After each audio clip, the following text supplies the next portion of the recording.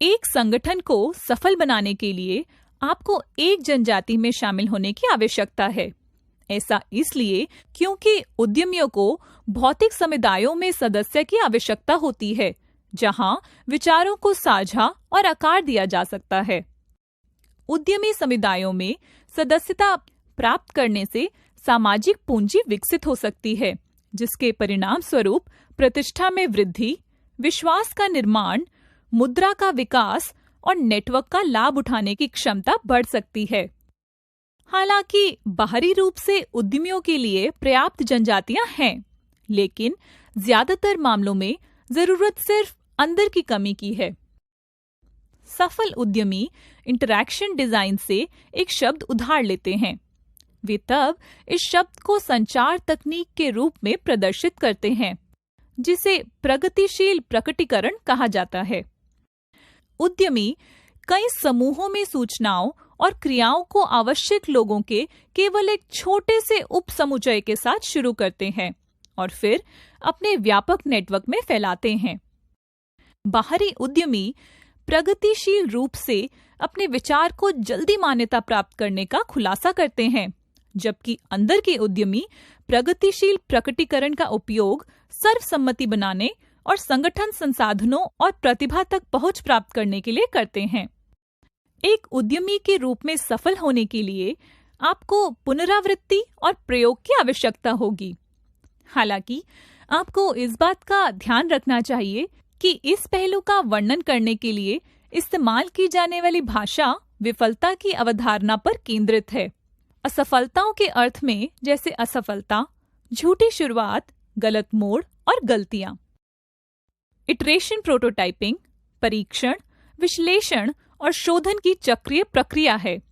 यह विचार या परियोजना को मारने और दफनाने की बजाय एक विचार को सीखने और आकार देने के लक्ष्य के साथ प्रयोग के माध्यम से ज्ञान का निर्माण है।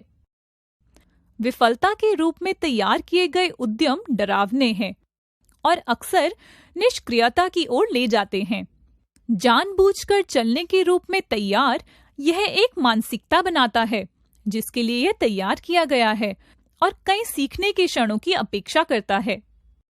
संगठन के बाहर के उद्यमी वित्तीय नुकसान को सबसे बड़ा जोखिम मानते हैं, लेकिन अंदर के उद्यमी अपनी अच्छी कमाई वाली सामाजिक पूंजी और सामाजिक प्रतिष्ठा को खोने के डर से स्तंभित हो सकते हैं। याद रखें, सामाजिक प्रतिष्ठा बनाने में बहुत मेहनत लगती है। अंदर और बाहरी उद्यमी विभिन्न तरीकों से संभावित नुकसान का प्रबंधन करते हैं। एक समय में कई अवसरों पर काम करने से लेकर विचार पर काम करने के लिए अनुमति के स्थानों की पहचान करने तक, एक सावधान उद्यमी समझता है कि समग्र रूप से क्या दांव पर है। कभी कभी स्वीकार्य नुकसान एक अलग प्रकार की गणना को प्रेरित कर सकता है, जो गणना कर रहा है कि आप एक कदम आगे बढ़ने के लिए क्या खोने के लिए तैयार हैं। अतीत के शैक्षिक अनुभव और यहाँ तक कि कॉर्पोरेट अनुभव संचार को प्रोत्साहित करने की बजाय बाधा उत्पन्न करते हैं। पिछले अनुभवों से आदतों को त्यागना आवश्यक है, खासकर जब ये आदतें अधिकांश उद्यमियों द्वारा अनुभव किए गए प्रयोगात्मक और पुनरावृत्ति प्रकृति के साथ संघर्ष करती है। बाहर के उद्यमी पहले काम करते हैं और फिर उस काम को सीखते हैं, जबकि अंदर के लोगों को संगठन के इतिहास द्वारा बंधक बनाए जाने के बारे में चिंता करनी पड़ती है। अब क्या आप समझ सकते हैं एक सफल उद्यमी होने की बुनियादी आवश्यकताएं क्या है, अनिल? यह वास्तव में उद्यमिता प्रथाओं का एक बहुत ही सुंदर मार्ग है जिसे आपने समझाया है। मैंने अब बहुत सी नई चीजें सीख ली हैं। धन्यवाद। आपका स्वागत है, अनिल। क्या आप मुझे कुछ विशिष्ट तरीकों के बारे में बता सकते हैं जो सफल उद्यमी अभ्यास करते हैं? जरूर अनिल, सभी उद्यमियों के लिए कुछ विशिष्ट प्रथाएं हैं। आपको इन प्रथाओं के बारे में बताती हूँ। सबसे पहले हम उद्यमी गतिविधि को बढ़ावा देने के लिए संगठनों के अंदर पारिस्थितिक तंत्र कैसे विकसित कर सकते हैं। हम अनुक्रमित गतिविधि की बजाय उद्यमिता को मुख्य धारा का विषय कैसे बना सकते हैं? उत्तर एक जीवंत कोर पारिस्थितिक तंत्र के निर्माण में निहित है। उद्यमी नेता उद्यमशीलता की गतिविधि को एक मुख्य धारा की रणनीतिक गतिविधि के रूप में बढ़ावा देने के लिए संगठनों के अंदर उद्यमी पारिस्थितिकी तंत्र विकसित करते हैं। उद्यमी नेता दूसरों को व्यक्तिगत और अलग तरीके से सोचने के लिए प्रभावित करते हैं। वे दूसरों को अत्यधिक अनिश्चितता को अपनाने के लिए प्रेरित करते हैं। संगठन अपने आप में उद्यमशील नहीं है। जैसा कि सभी संगठन लोगों द्वारा बनाए जाते हैं, संगठनों में लोग उद्यमशील हो सकते हैं। संगठन लोगों को नहीं बनाते, लोग संगठन बनाते हैं। इसका मतलब यह है कि संगठन विफल नहीं होते, लोग असफल होते हैं। संगठन विकसित होते हैं, लेकिन अंदर के लोगों की सरलता, रचनात्मकता, संसाधनशीलता, कार्रवाई और नेतृत्व के बिना नहीं। मैं आपको अमेरिका के एक प्रबंधन सलाहकार पीटर ड्रकर से नवाचार के बारे में एक महत्वपूर्ण उदाहरण देती हूँ। 1985 में ड्रकर ने कहा है कि नव प्रवर्तन उद्यमिता का विशिष्ट उपकरण है, जिसका अर्थ है कि वे विभिन्न व्यवसाय या विभिन्न सेवा के लिए परिवर्तन का उचित लाभ उठाते हैं। यह एक अनुशासन के रूप में प्रस्तुत करने में सक्षम है, सीखने में सक्षम है, अभ्यास करने में सक्षम है। उद्यमियों को नवाचार के स्रोतों, परिवर्तनों और उनके लक्षणों के लिए उद्देश्यपूर्ण खोज करने की आवश्यकता होती है, जो सफल नवाचार के लिए अवसरों का संकेत देते हैं, और उन्हें सफल नवाचार के सिद्धांतों को जानने और लागू करने की आवश्यकता है। कई लोग पूछते हैं कि हमें नवाचार का अभ्यास क्यों करना चाहिए? नवाचार व्यक्तिगत और सामाजिक लाभ के लिए नियमित रूप से नए या अभिनव उत्पादों या सेवाओं का उत्पादन करने की क्षमता विकसित करने में मदद करता है। अभिनव नवीन उत्पादों और सेवाओं के साथ एक स्थायी व्यवसाय बनाने में मदद करता है।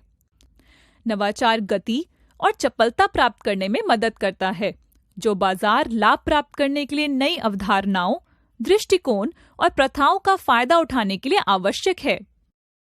मैडम, क्या कोई प्रक्रिया है जिससे हम सीख सकते हैं कि कैसे बातचीत करनी है? हाँ, एक प्रक्रिया है जिससे हम बातचीत की कला सीख सकते हैं। मैं आपको इस प्रक्रिया के बारे में अधिक बताती हूँ। बातचीत करने से पहले दूसरे पक्ष या अन्य पक्ष पर शोध करें और वे वास्तव में क्या चाहते हैं। उसी समय अपने BATNA को समझें, जिसका अर्थ है समझौता वार्ता के लिए सर्वश्रेष्ठ विकल्प। मतलब है यह अपने आप में एक वॉकअवे की स्थिति का, जिसके द्वारा आप बिना किसी नुकसान के बातचीत की मेज छोड़ सकते हैं। हमेशा बातचीत में सच्चे मुद्दों का आकलन करने की कोशिश करें, न कि सतही। पहले महत्वपूर्ण मुद्दों को निर्धारित करें। डेड एंड एक्सचेंजों के लिए पूर्व विचार करें और अंतिम लक्ष्य विवरण तैयार करें। वार्ता कक्ष में रहते हुए भावनात्मक, आसन, टोन और प्रमुख लक्ष्य जैसे तालमेल बनाने की कोशिश करें। फिर उनके BATNA को समझने की कोशिश करें।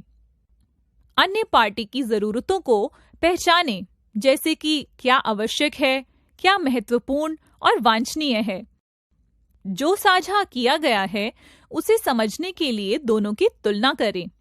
क्या स्वतंत्र है और सभी के बीच परस्पर विरोधी क्या है।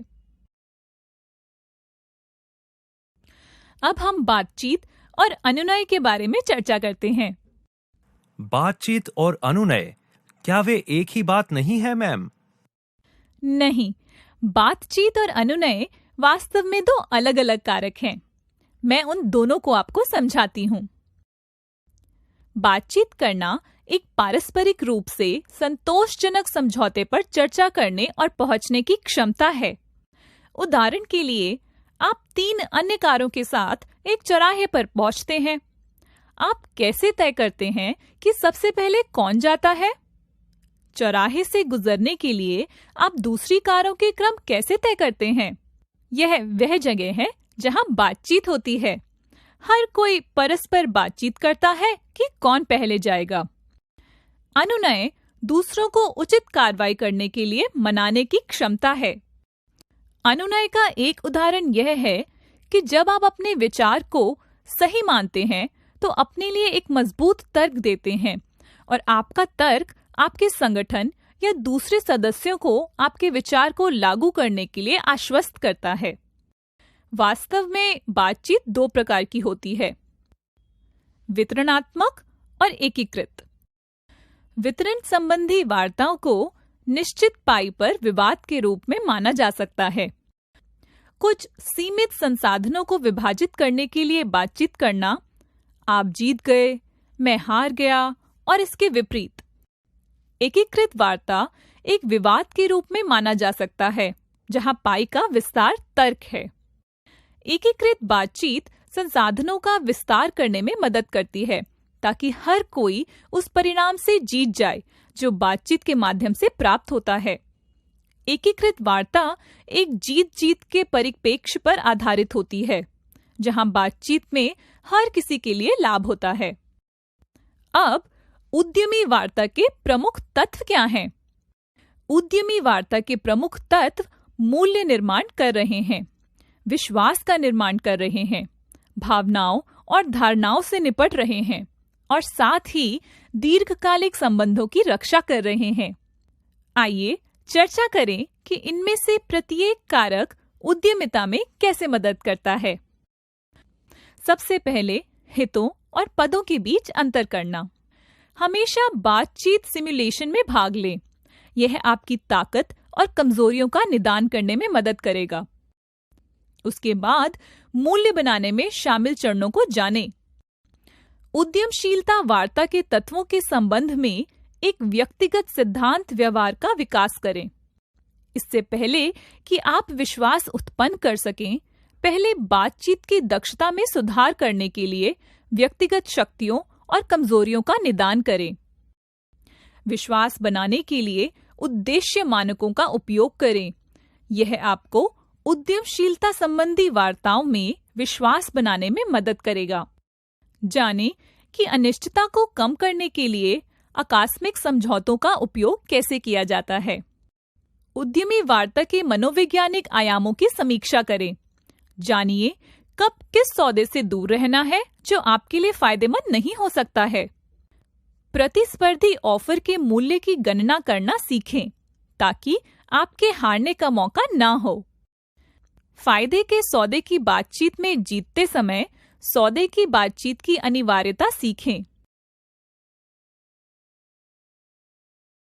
क्या उद्यमिता सामाजिक आर्थिक पहलू को मूल्य देने में मदद कर सकती है? जरूर अनिल, मैं आपको और बताती हूँ। उद्यमशीलता से स्थानीय स्तर पर अर्थव्यवस्था की उच्च वृद्धि होती है। यह स्थानीय अर्थव्यवस्था में एक मूल्य प्रणाली बनाता है। बहुत सारी स्थानीय अर्थव्यवस्थाओं से यह मूल्य प्रणाली पूरे राष्ट्र के लिए एक मूल्य प्रणाली की परिणति में मदद करती है। अगला, उद्यमशीलता छोटे व्यवसाय के विकास में मदद करता है। इससे स्थानीय स्तर पर नौकरी के अधिक अवसर मिलते हैं।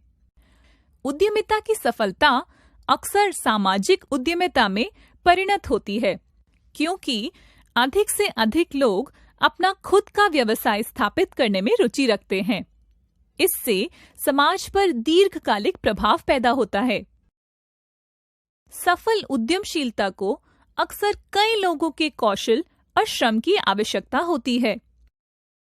जैसे जैसे एक संपन्न व्यवसाय बढ़ता है, वैसे वैसे दूसरों के लिए अवसर और एक विशेष भौगोलिक क्षेत्र में नए स्टार्टअप का संचयी प्रभाव रोजगार के लिए नए अवसर पैदा करने की दिशा में एक लंबा रास्ता तय करता है। अनिल, क्या आप जानते हैं कि एक राष्ट्र में उद्यमिता एक बड़ा प्रभाव कैसे पैदा कर सकती है? नहीं दिव्या मैडम, उद्यमिता कभी भी किसी राष्ट्र पर कोई प्रभाव कैसे डाल सकती है? चलिए मैं बताती हूँ कैसे। सबसे पहले उद्यमिता राष्ट्रीय और स्थानीय पैमाने दोनों पर सामान और सेवाएं बना सकती है। उद्यमिता हर जगह रोजगार पैदा करती है। इस कारण से उद्यमिता का योगदान केवल विशुद्ध मौद्रिक शब्दों में नहीं मापा जा सकता। उद्यमशीलता एक उत्पाद या सेवा को बहुत लायक बनाता है, जबकि एक ही समय में यह एक पर्याप्त ग्राहक आधार बनाता है। उद्यमशीलता के लाभ वास्तव में अर्थव्यवस्था और समाज दोनों को समृद्धि की ओर ले जाता है। उद्यमशीलता से स्थानीय अर्थव्यवस्था को भी मदद मिलती है। स्थानीय बाजार में उद्यमिता की सफलता एक जीवंत अर्थव्यवस्था बनाती है। यह स्वयं धन के साथ साथ स्थानीय आबादी के लिए रोजगार का सृजन करता है। राष्ट्र के लिए उद्यमिता सरकार के लिए राष्ट्रीय अर्थव्यवस्था के पैमाने में मदद करती है, जो कि कराधान है। उद्यमिता एक उत्पाद या सेवा बना सकती है जो अपने उपयोगकर्ताओं के जीवन में मूल्य जोड़ती है। व्यापार के आधार स्तर पर नवाचार घरेलू और विदेशी बाजार को आगे बढ़ा सकता है। यह केवल जीवंत उद्यमिता द्वारा किया जा सकता है। इसलिए ये कह सकते हैं कि उद्यमशीलता आर्थिक विकास का एक प्रमुख चालक है। कई उद्योगों और अर्थव्यवस्था को कई बार परेशानी होती है, इसलिए जोखिम उठाने वाली उद्यमशीलता से यह परेशानी से घिरे उद्योगों और अर्थव्यवस्था को फिर से जीवंत कर सकता है। यह एक प्रभावी आर्थिक और कानूनी ढांचा बनाने के लिए सरकारों को प्रेरित कर सकता है।